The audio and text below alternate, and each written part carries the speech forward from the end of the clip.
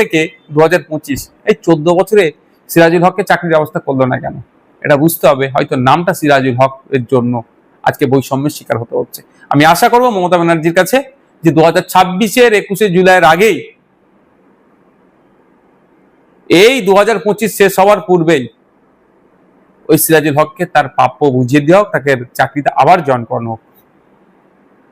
আমাদের Indian secular ফ্রন্টের একটা ছাত্র সংগঠন যেটা আছে স্টুডেন্ট ফ্রন্ট, তারা বিকাশ ভবনে গিয়েছিল বেশ কিছু ইস্যুকে সামনে রেখে।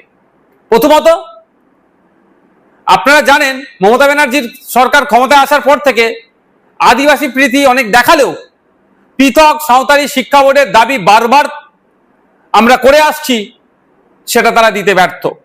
পৃথক সাঁওতালি শিক্ষা বোর্ডের দাবি ছিল, আনএডেড শিক্ষা প্রতিষ্ঠানগুলো এডেড করার দাবি ছিল, যে শিক্ষা প্রতিষ্ঠানগুলোতে যে দুর্নীতি অপশাসন চলছে সেগুলো বন্ধের দাবি ছিল। এই ধরনের একগুচ্ছ দাবি নিয়ে এক কথায় শিক্ষা ব্যবস্থার পরিবর্তন হওয়া দরকার, যেগুলো গতানুগতিক চলছে এর পরিবর্তে নতুন কিছু আনার জন্য বারবার সোচ্চার হয়েছিল। বিভিন্ন জেলায় তারা ডেপুটেশন দিয়েছে, বিভিন্ন ব্লকে ডেপুটেশন দিয়েছে, এবার বিকাশ ভবনে ডেপুটেশন ছিল বা অভিযান ছিল। দুর্ভাগ্য আমাদের রাজ্য প্রশাসন গণতান্ত্রিক প্রক্রিয়াতে একটা অভিযানকে কিভাবে আক্রান্ত করলো, আটকালো। মিছিল শুরুর পূর্বেই তাদেরকে এসে, আমি মনে করছি চরম ফ্যাসিস্ট চিন্তা ভাবনা নিয়ে অন্যায়ভাবে তাদেরকে আটকালো, তাদেরকে ডিটেন করেছিল। অবশেষে খবর আমাদের যারা অবজারভার আছেন, স্টুডেন্ট ফ্রন্টে যারা দায়িত্বশীলেরা আছেন, তাদের সাথে যোগাযোগ হয়েছে যে তাদেরকে এখন তারা মুক্ত হয়েছে। তো ব্যাপারটা হচ্ছে এটা, মমতা ব্যানার্জি প্রশাসন ভয় পেয়ে স্টুডেন্ট ফ্রন্টকে শুরুতেই আটকাচ্ছে। এইরকম ধমকে চমকে আটকে স্টুডেন্ট ফ্রন্টের যে ছাত্র যুব যারা আছে তাদেরকে কোনোভাবেই আটকাতে পারবে না। তবে একটা ভালো দিক আজকে আমি লক্ষ্য করলাম যে স্টুডেন্টদের সাথে সাথে সাধারণ মানুষও কিন্তু শিক্ষা প্রতিষ্ঠানের যে দুরবস্থা, অচলাবস্থা যেটা হতে চলেছে সে কাটিয়ে যাতে উঠতে হয়, সেই জন্য কিছু আম মানুষ সেখানে উপস্থিত হয়েছেন। একজন প্রফেসর, আমাদের দলের নেতৃত্ব একজন প্রফেসর, তিনিও ঘরে বসে থাকতে পারেননি, যেহেতু তার একটা সেন্টিমেন্ট অবশ্যই একটা এক্সট্রা। তিনি আদিবাসী সম্প্রদায় থেকে বিলং করেন এবং যেহেতু সাঁওতালি মাধ্যম শিক্ষা বোর্ডের যে বারবার দাবি আমরা করেছি সেটার সাথে সহমত, আরো দাবিগুলোতে সহমত, তিনিও সেখানে উপস্থিত হয়েছিলেন। নির্লজ্জ প্রশাসন তাকেও ডিটেন করতে বাদ রাখেননি। তবে আমাদেরকে ধমকে চমকে ডিটেন করে এই আন্দোলনকে স্তব্ধ করতে পারবে না।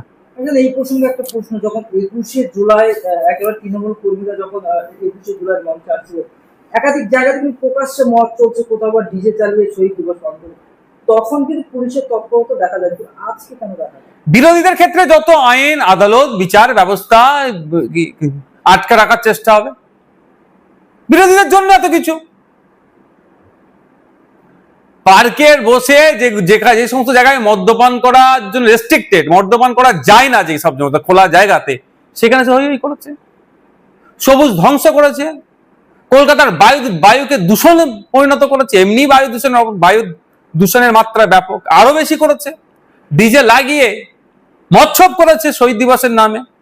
সেক্ষেত্রে প্রশাসনের তৎপরতা নাই। শুধু তাই নয়, বিভিন্ন কলেজে যেভাবে সিনিয়র দাদারা তৃণমূলের ছত্রছায়া থেকে নোংরামি করে, সেগুলিকে আটকানোর জন্য প্রশাসনের তৎপরতা দেখতে পাই না। আর নিরস্ত্র নিরীহ ছাত্ররা যখন শিক্ষা প্রতিষ্ঠানের আমূল পরিবর্তনের জন্য বিকাশ ভবনে যায়, উদ্দেশ্যে রওনা দেওয়া শুরু করে, শুরুতেই তাদেরকে আটকে দেওয়া হয়। এ থেকে বোঝা যাচ্ছে সরকারের যে ফ্যাসিস্ট চিন্তা ভাবনার মুখোশ ক্রমশ খুলছে। মুখ্যমন্ত্রী 21শে জুলাই মনে রেখেছে, কিন্তু মনে রাখেননি সিরাজুল হককে, যে মমতাকে বাঁচাতে গিয়ে সিরাজুল হকের চাকরি চলে গিয়েছিল। কি বলবেন? আমাদের দুর্ভাগ্য এটাই যে মমতা ব্যানার্জির কাছে সমস্ত 2023-এ গিয়েছিল, তিনি ফাইল এদিক ওদিক করার কথা বলেছিলেন, একে এই যে সিরাজুল হক মন্ডল সম্ভবত ওনার নাম, তাকে চাকরির ব্যবস্থা করার কথা বলেছিল। 2 বছর পার হয়ে গেল, তার আর কেউ খোঁজে রাখছে না।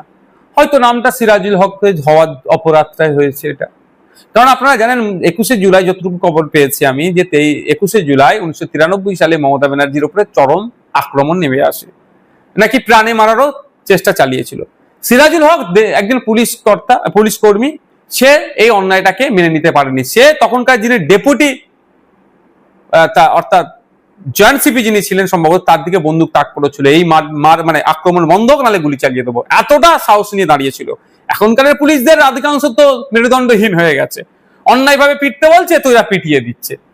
তো সেই সময় উনি দাঁড়িয়েছিলেন, ফলে পরে কমিশন হয়েছিল, হয়েছিল, সিরাজুল হকের চাকরিটা তৎকালীন সরকারের এ থেকে মানে ডিপার্টমেন্টাল কোয়ারিজ মানে এই প্রসিডিং এর মধ্যে রেখে ওকে বাতিল করে, সাসপেন্ড হয়ে সম্ভবত বাতিল হয়, এখন হচ্ছে জয়নিং হতে পারলো না। তো মমতা ব্যানার্জি সরকার 2011 সালে এসেছে, 2011